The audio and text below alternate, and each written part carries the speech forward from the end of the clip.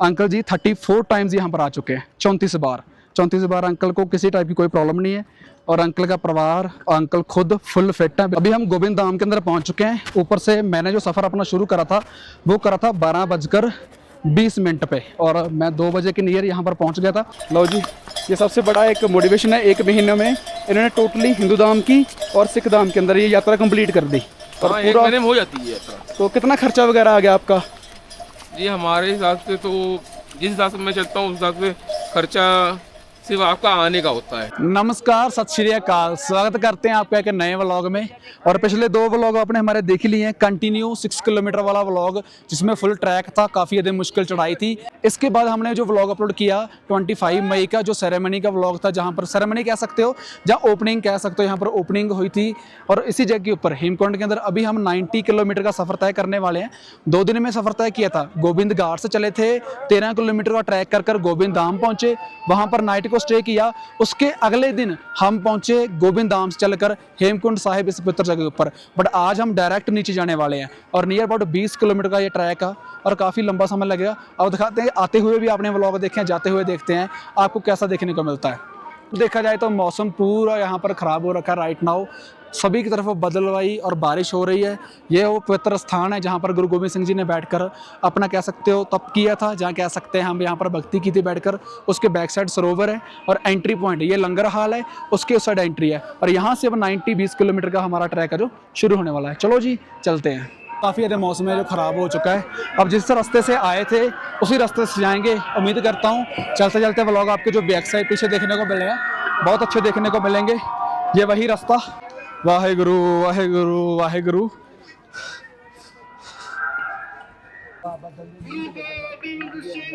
सत श्री अकाल बाबा जी, ठीक हो जी? केड़ी जगह तो जी? मलेरकोटला तो जी। कर आए दर्शन मेले अंदर? हुण वापसी जी? कितनी बार आए हो जी इत्थे? पहली बार? फिर आप सेम ही है जी। ते किवें दा ट्रैक तुहाडे? लत्तां बाहां दर्द नहीं करदियां? कितनी उम्र तुहाडी?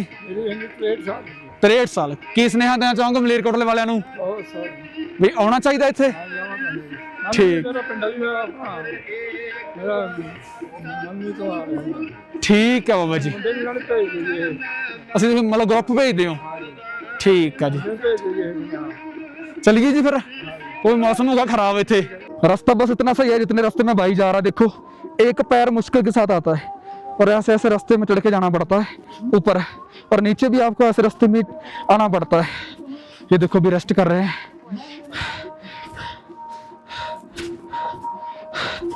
चलो जी चलो।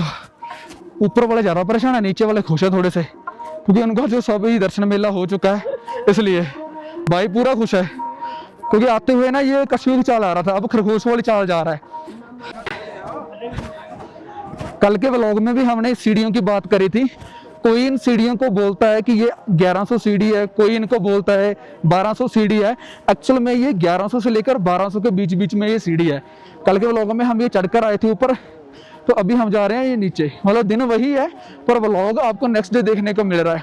अब आते हुए तो बहुत मुश्किल के साथ आया जाता था, जैसे ये दीदी रुक रुक कर आ रही हैं, वो भाई सूटी पकड़ आ रहा है, और जब नीचे जा रहे हैं तो बड़े आराम से जा रहे हैं।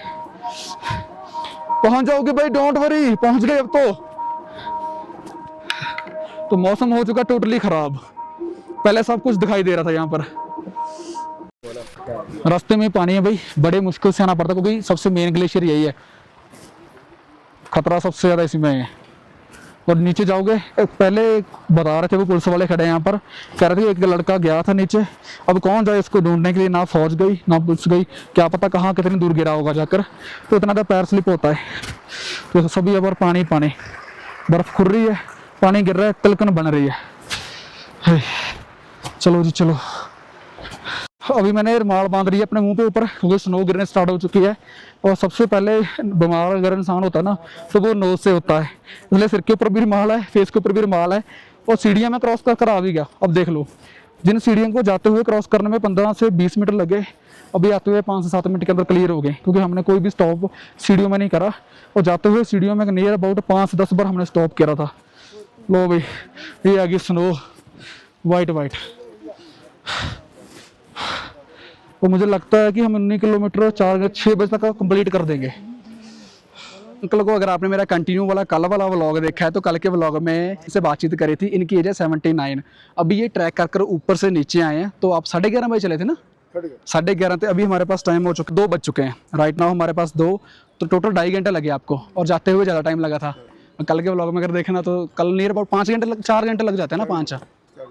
5 घंटे लगे सी जांदे नूं ते आउंदा साडों लगे 2.5 घंटे मतलब अद्धी वाट है।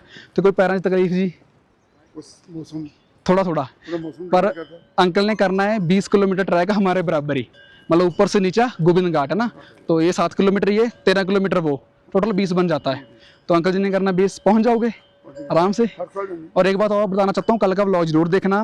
अंकल जी 34 टाइम्स यहाँ पर आ चुके हैं, 34 बार। अंकल को किसी टाइप की कोई प्रॉब्लम नहीं है और अंकल का परिवार, अंकल खुद फुल फिट है, बिल्कुल सामने है, मेरे से तेज चल रहे हैं वैसे तो।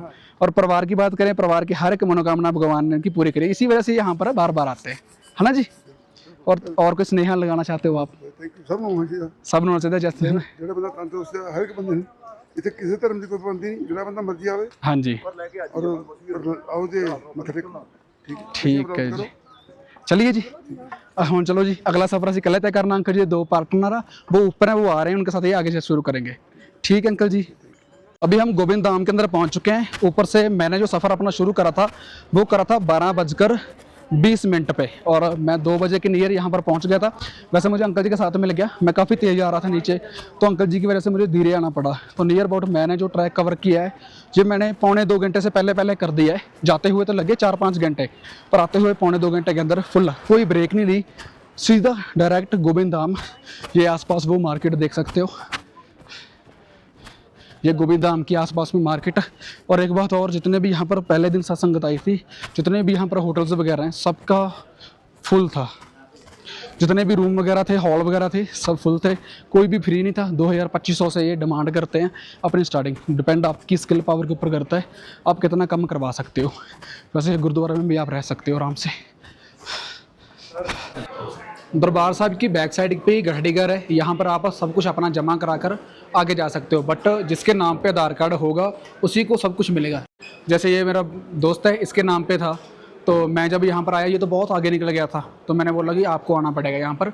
अगर आप अपना आधार कार्ड दे रहे हो तो आपको ही सामान मिलेगा, आपके नाम के ऊपर यहाँ पर गढ़ी बंधी हुई है। सो ये गलती मत करना मेरे वाली जो मैंने अभी की, क्योंकि जैसा एक्सपीरियंस आता जाता है हम वैसा आप लोगों के साथ जो शेयर करते रहते हैं। तो ये गुरुद्वारे की बिल्कुल बैक साइड के ऊपर है गढ़ीघर, यहाँ पर सारा सामान बिल्कुल सेफ़ है, किसी टाइप की कोई प्रॉब्लम नहीं। और मैं आपको सच बताऊँ तो मेरा कम से कम 20-30 हज़ार रुपये उस किट के अंदर है, 2 कैमरे उस किट के अंदर है, मैं बेफिक्रा होकर वहाँ चला गया था। तो ये एक है, तो आप यहाँ पर जमा वगैरह करा सकते हो, कोई बड़ी बात नहीं है। पर आधार कार्ड का ध्यान रखना, आपके नाम पे होने चाहिए। ठीक है जी, ये अंदर का हॉल का दृश्य है। इस साइड हॉल है, आप मत्था देख सकते हो, इस साइड सभी सराम बनी है और हमारी यात्रा यहाँ पर ख़त्म होती है। अब हम 13 किलोमीटर अगला सफ़र शुरू करने जा रहे हैं कंटिन्यू। तब उस साइड है, मोस्टली जितने भी लोग वहाँ से ऊपर से आए हैं 80% वो सभी नीचे जा चुके हैं, मतलब 20 किलोमीटर का ट्रैक वो नीचे कर रहे हैं हमारी तरह। बारिश हो रही है कितनी तेज। एनी स्टॉप, हमने हाफ रास्ता है जो गोविंद धाम से गोविंद घाट के लिए कवर कर लिया है, मतलब मैंने 1 मिनट भी कोई स्टॉप नहीं करा। ऊपर से बारिश हो रही है और साथ साथ मुझे पानी की प्यास ज़रूर लगी, बट मेरे पास पानी है नहीं है ना, तो मैंने पानी पिया। ये ब्रिज आ गया, समझ लो अगर आप गोविंद घाट से गोविंद धाम जा रहे हो तो ये पुल मिल जाए तो आपने आधा रास्ता क्लियर कर लिया। और अगर वहाँ से ऊपर से हेमकुंड से गोविंद धाम और गोविंद धाम से चलकर हम गोविंद घाट जा रहे हैं अभी, तो वहाँ से आधा रास्ता मैंने कवर कर लिया विदाउट एनी ब्रेक। कोई 1 मिनट का ब्रेक नहीं लगाया, कोई 2 मिनट का नहीं लगाया। वीडियो भी मैं बना रहा हूँ, सिर्फ चलते चलते वीडियो बना रहा हूँ। और सांस चाहे चढ़ रहा है बहुत ज़्यादा, बट फिर भी मुश्किल रास्तों, कहते हैं ना कि भगवान कामयाबी तभी मिलती है मुश्किल रास्ते क्लियर कर कर। सो एक ये ब्रिज है, ये भी वहीं जाता है, एक छोटा वाला ब्रिज है वो भी वहीं जाता है। अब मुझे ये नहीं पता कि मैंने जो लास्ट टाइम आया था तो मैं वो वाला ब्रिज चूज़ कर आया था जो भी यहाँ पर रास्ता बना हुआ है ये, तो मैं उस रास्ते से नीचे जाना था, तो मैं गलती से आ गया इस रास्ते के ज़रिए। चलो ये ब्रिज भी वैसे तो वहीं पर जाता है, ये रास्ते दोनों कंबाइन हो जाते हैं ऐसे करके, जैसे ये मेरी फिंगर है ना ऐसे, ये नया बना है ये ओल्ड है, तो मैंने नीचे से वहाँ पर टर्न लेना था। चलो कोई बात नहीं, अब यहाँ से चलते हैं इस रास्ते से, इस ब्रिज के ज़रिए से। ज़्यादा दूर नहीं है, कैमरे में दूर दिख रहा है, बट ज़्यादा दूर नहीं। जहाँ से ये संगत आ रही है, देखो ये वाली संगत ने ये रास्ता चूज़ कर था, ये उस ब्रिज के ज़रिए यहाँ पर आ रही है, बट हम जा रहे हैं इस ब्रिज के ज़रिए। सुबह में जब पहले दिन आया था तो उस ब्रिज के ज़रिए आया था, अब जा रहा हूँ तो इस ब्रिज के ज़रिए। तो ये भी ठीक है भाई, बट अगर आप यहाँ पर आ रहे हो फैमिली के साथ, एन्जॉयमेंट भी थोड़ा होना चाहिए ना, उनको भी पता चलना चाहिए कि माउंटेन से जब पानी गिरता है तो कितना सुंदर नज़ारा है। उसके लिए वो पुल बेस्ट है। मैं जूम करके दिखाता हूँ जितनी की जूम इसकी है अभी। वो रहा, ये रहा जो आपको दिख रहा है, ये ब्रिज है। तो इसके ज़रिए आपने यहाँ पर आना है, तो इसके ज़रिए आप वापस जा सकते हो, दोनों ब्रिज का मज़ा ले सकते हो, जैसे अभी मैं ले रहा हूँ क्योंकि मैं इस ब्रिज के ज़रिए जा रहा हूँ। और बारिश ने थोड़ा सा बुरा हाल कर दिया है क्योंकि बारिश काफ़ी तेज़ हो रही थी यहाँ पर। और मैंने ये डीकैथलॉन से लिया था अपना रेनकोट, चलो ये तो मैंने पहन लिया। और पीछे मेरे बैग है पिट्ठू नियर अबाउट 10 kg का, वो भीग रहा था बारिश की वजह से, तो उसके लिए मैंने एक अलग से ये रेनकोट लिया था जो भी मेरा गिर चुका है। रियलिटी में मेरा गिर गया भाई, पता नहीं कहाँ गिर गया, शायद रास्ते में गिर गया, मुझे पता नहीं चला। अरे यार, मैंने इसके ऊपर 50 रुपये लगाए थे अपने और वो रास्ते में गिर गया, शिटमैन। और ये खड़ा मेरा दोस्त, ये खड़ा अपना दोस्त जो मेरा वेट कर रहा है नए ब्रिज के ऊपर। अब ये झूठ बोलेगा कि मुझे 40 मिनट हो गए यहाँ पर खड़े हुए।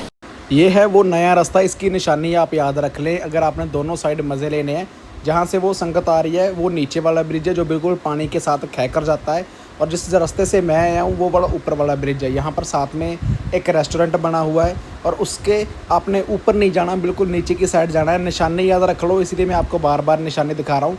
जहाँ पर ऐसा मेडिकल कैंप वगैरह की बात आएगी तो आपने नीचे जाना है, और उसके बाद जब आप वापस आओगे हेमकुंड साहिब से तब आपने नए ब्रिज के जरिए ऊपर से वापस आना है, तभी आप मज़ा ले पाओगे इतने सुंदर मूवमेंट का। तो जाओ नीचे वाले रास्ते से, आओ ऊपर वाले रास्ते से, और दोनों का एक्सपीरियंस आपको बहुत अच्छे तरीके से हो जाएगा। कहते हैं ना कि दुनियादारी से आप जब बाहर निकलते हैं तो बहुत कुछ सीखने को मिलता है और नए नए लोगों से मुलाकात होती है।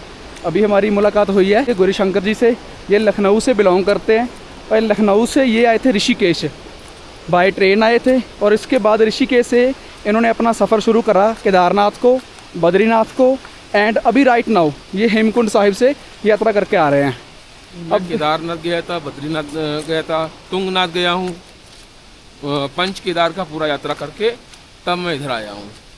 उस साइड की पूरी यात्रा होगी आपकी? जी। तो अच्छा लगा दोनों साइड आपको? हाँ बिल्कुल, पहली बार आया था मैं उत्तराखंड मुझे अच्छा लगा। तो जब मतलब ये थोड़ा सा हटकर कल्चर है ना आपका, पंजाब में सिख कल्चर आ जाता है, थोड़ा सा हटकर कह सकते हैं ना, तो अच्छे मिले लोग जितने भी मिले आपको अभी? हाँ सब बढ़िया है। तो क्या स्नेहा लगाना चाहते हो जो अभी हमने देखा है गोदी मीडिया क्या कुछ करता है ना भाई, हिंदू धर्म को लेकर या सिख धर्म को लेकर या मुस्लिम धर्म को लेकर, तो यहाँ पर आपको कोई इस टाइप की कोई प्रॉब्लम तकलीफ देखने को मिली? नहीं, मैं धर्म को लेकर के मैं कहूँ तो धर्म का ऐसा कोई वो नहीं, इशू नहीं है। और सिख तो वैसे भी सबको लेके चलता है और हिंदू भी लेके चलता है, लेकिन हाँ चलते, सब चलते हैं, सब चलते हैं, कहीं कहीं भी दिक्कत आ जाती है बस। तो आपकी टोटली ये या वही हेमकुंड वाली यात्रा और दूसरी यात्रा फुल सक्सेसफुल है, भाई हैप्पी हो? हाँ इस पूरा हैप्पी हूँ। इससे पहले मैंने नर्मदा खंड की यात्रा करी है, वो भी बढ़िया थी। अभी यहाँ से कहाँ जाओगे? अभी यहाँ से मैं घर जाऊँगा सीधा गोविंद घाट पहले? हाँ गोविंद घाट और उसके बाद घर। उसके बाद बाय पैदल चलकर ऋषिकेश से? नहीं, पैदल नहीं। अब कितना टाइम होगा आपको घर से मतलब आए हुए? 1 महीना हो गया। और 1 महीने में आपने ये सब कुछ करा? हाँ 1 महीने में। लो जी, ये सबसे बड़ा एक मोटिवेशन है। 1 महीने में इन्होंने टोटली हिंदू धाम की और सिख धाम के अंदर ये यात्रा कंप्लीट कर दी। और हाँ 1 महीने में हो जाती है यात्रा। तो कितना खर्चा वगैरह आ गया आपका? जी हमारे हिसाब से तो जिस हिसाब से मैं चलता हूँ उस हिसाब से खर्चा सिर्फ आपका आने का होता है ऋषिकेश तक, उसके बाद आप फक्कड़ की तरह चलते हो। फिर भी कितना आ गया आपका खर्चा 1 महीने का ये सभी कंप्लीट करने का, वैसे अप्रॉक्सीमेटली अंदाजा? जब मैं आया था तब मेरा तो ट्रेन का बताओ पहले, लखनऊ से कृषि के ट्रेन का कितना खर्चा हुआ? ट्रेन का आप 150-200 रुपये खर्चा रख लीजिए। और इसके अगर आगे आप कुछ खाना ना खाते हैं तो वो खर्चा रख लीजिए। जी ठीक है, मैं एक जर्नल की मैं बात कर रहा हूँ, मैं रिजर्वेशन हाँ हाँ जर्नल की। इससे आगे उसके बाद जैसे आप ऋषिकेश आते हैं, अपना रजिस्ट्रेशन करवाते हैं, वहाँ से आपकी पैदल यात्रा शुरू हो जाती है। वहाँ तो फ्री रह सकते हैं ना गुरुद्वारा साहिब में? गुरुद्वारा साहिब में रह सकते, देखिए यात्रा अगर आप पैदल करना चाहते हैं, मैं आपको पहली चीज एक बात ला दूं। जी जी। अगर आप धरती को बिछौना वो आसमान को चादर बनाना जानते हैं, हाँ। तो ही आप यात्रा कर पाएंगे। डेफिनेटली। ठीक है, क्योंकि बहुत सारी जगह पे आपको सिस्टम कुछ भी नहीं मिलता है, ठीक है, खाना भी नहीं मिलता है इवन, जी जी। लेकिन आपको वहाँ पे रहना होता है। हाँ ये तो है। ठीक है, जब आप पद यात्रा करते हैं तो उसमें आप ये सब चीज़ें फिर माइंड नहीं करते हैं। जी जी। आपको चलना है, सिर्फ इतना पता है, सुबह होती है आपको चलना है। सही है, ये तो है जी। फिर भी चलो अप्रॉक्सीमेटली बता दो, पता लग जाएगा जो हमें देखने वाले हैं भी कितना हो गया आपका, क्योंकि उनको हौसला मिलेगा, वो भी निकलेंगे घर से। मेरा बहुत ज़्यादा 2,500 से 3,000 रुपये खर्चा है। टोटल एक महीने का जिनका 3,000 खर्चा आया है। अगर इससे हम मेरे अपनी पास बात पैसे ही करते नहीं हैं थे। तो पैसे मेरे नहीं पैसे ही नहीं थे, क्योंकि मैं तो फक्कड़ की तरह चल रहा था ना। अगर आश्रमों में रुकता था, ठीक। मंदिरों में रुकता था। तो अगर हम अपनी बात करते हैं, हम 2 लोग हैं, तो हमारा नियर अबाउट अभी तक 3-4-5 हज़ार रुपये खर्चा आ चुका है सिर्फ। हाँ। पंजाब से ऋषिकेश रुके, ऋषिकेश से डायरेक्ट हम हेमकुंड आए, जी जी और सिर्फ 3 दिन का। जी। और आप तो यार चलो महान हो, बहुत अच्छा लगा। इनसे मेरी मुलाकात हुई थी आज से 2 दिन पहले, तब हम मैगी वगैरह खाने के लिए रुके थे ऊपर, जब हम हेमकुंड को जा रहे थे। ओके। तब मैंने इनको देखा तो मेरे माइंड में आया, मैं कहा यार उस दिन छूट गया था, अब मैं इनसे बातचीत करता हूँ। तो बहुत अच्छा लगा इनसे मिलकर, मोटिवेशन भी मिलती है कि 2-3 हज़ार में एक नॉर्मल ज़िंदगी अब जीकर इंसान सभी देखिए, धर्मों को देख कर चला जाता है। आप नॉर्मल जिंदगी की बात करते हैं तो एक व्यक्ति का एक दिन का जो खर्चा होता है बहुत ज्यादा, जी जी। ठीक है, वो 50 रुपए में वो जी सकता है। ठीक है, इतनी महंगाई के अंदर हाँ, देख लो, जी आप सकते, बहुत बड़ी बात बोल रहे हैं। कारण है, मैं कारण बता रहा हूँ। मैं व्यक्ति इंसान जो खाना खाता है ना, वो जी, स्वाद के लिए खाता है, हाँ ये तो है, लेकिन अगर वो अपनी तृप्ति के लिए खाएगा, कुदरत के ठीक हिसाब है, से चलेगा, तो उसका भोजन लिमिटेड होगा। जी जी। भोजन भी लिमिटेड होगा और चीजें भी उसकी, ये बात सीखने को निश्चित मिलती है होंगी यहाँ। तमिल साइड से, केरला साइड से सीखने को मिलती है ये वाली चीज़। ठीक है। और हम लोग क्या करते हैं, हम लोग जहाँ जाते हैं वहाँ पे सिग्नेचर आइटम ट्राई करते हैं। जी ये तो ये है। हमारी गलती है। ठीक है, चलो, वो अगर तो आप अपने ऊपर डिपेंड सर्वाइव करता है करना ना। चाहते हैं तो आप कम से कम में कर सकते हैं। चलो बेस्ट है जी, बहुत बहुत ज़्यादा अच्छा लगा आपसे मिलकर। उस दिन तो हमारी बातचीत इतनी हो नहीं पाई, क्योंकि हमारा पहला दिन था, तो टफ कंपटीशन चल रहा था ऊपर जाने का। तो आज नीचे का थोड़ा सा रिलैक्सेशन मिल रहा है। तो अभी आपसे मुलाकात हुई तो अच्छा लगा। धन्यवाद जी आपका बहुत बहुत। जय श्री राम, वाहिगुरु जी का खालसा, वाहिगुरु जी की फतेह। यहीं से हमने अपना सफ़र शुरू करा था। अब दोबारा फिर हम यहाँ चलकर पैदल गुरुद्वारा साहिब में शाम को यहाँ पर रुकेंगे। सामने गुरुद्वारा साहिब है और गाड़ियाँ देख लो कितनी ज़्यादा ऊपर, वो बिल्कुल सामने टोटली फुल पार्किंग गाड़ियों की। इस साइड देखेंगे फुल पार्किंग, उस साइड ऊपर नीचे सभी जगह पे इतनी ज़्यादा साध संगत है जो आ रखी है हेमकुंड साहिब के लिए। तो बहुत ज़्यादा यहीं से सफ़र शुरू करा था। तो मैंने पहले भी बताया था आपको 50-50 रुपये लेते हैं, 50 जाने के 50 आने के। 4 किलोमीटर तक जा सकते हो। बाइक वाले यहाँ पर बाइक लेके जा सकते हैं भाई, बाइक वालों को ऑफ़र है कि ऊपर तक जा सकते हो। 4 किलोमीटर वहाँ पर लिखा हुआ है गवर्नमेंट पार्किंग, वहाँ लगा लो, नहीं तो किसी के घर की छत के ऊपर लगा दो। फीस उतनी है जितनी यहाँ पर आप पे करोगे, उतनी फ़ीस आपको वहाँ पर पे करनी होगी। तो यहाँ तक रास्ता बना है। अब जो नया पुल है उसके ज़रिए फिर हम थोड़ी बहुत ही यात्रा करेंगे, जो पहले कर आए ऊपर काफ़ी याद है।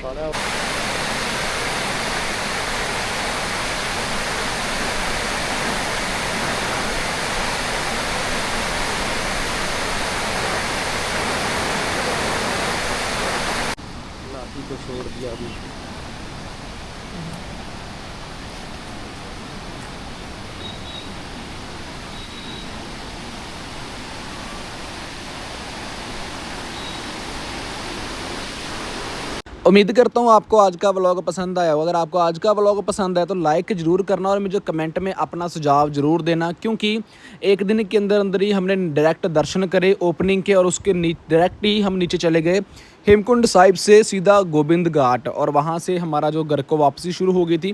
क्योंकि पहले दिन का सफ़र था तो बहुत ज़्यादा अच्छा, बहुत ज़्यादा सुकून मिला।